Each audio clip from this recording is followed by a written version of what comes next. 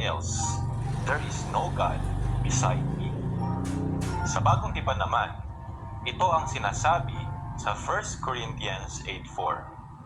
There is no God but one. Sa buong sansinukob, meron lamang iisang Diyos. Ngayon, tingnan naman natin ang ilang mga verses tungkol sa Ama, Anak, at Espiritu.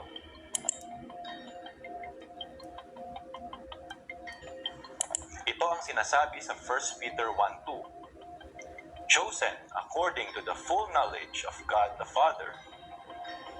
Malinaw na sinasabi sa verse na ito na ang Ama ay Diyos.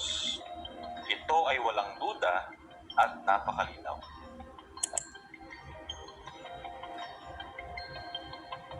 Ito naman ang sinasabi sa Romans 9:5 tungkol sa anak. The Christ, who is God over all, blessed forever. Sa verse na ito naman ay makikita natin na si Kristo ay Diyos.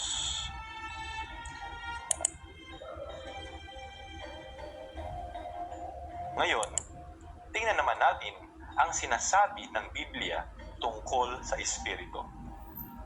Basahin natin ang Acts 5:3-4.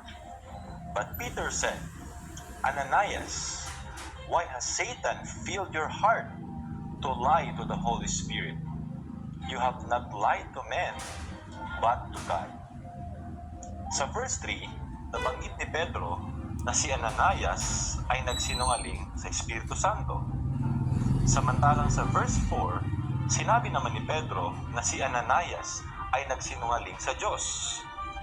Pinapakita ng dalawang bersikulo na ito na ang pagsisinungaling sa Espiritu Santo ay pagsisinungaling din sa Diyos.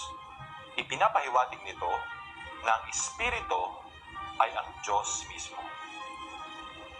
Ang katotohanan ito ay pinapatibay ng John 4:24 kung saan sinasabi na ang Diyos ay Espiritu. Sa mga bersikulo na ating binasa, makikita natin na ang Ama ay Diyos, ang Anak ay Diyos, at ang Espiritu ay Diyos.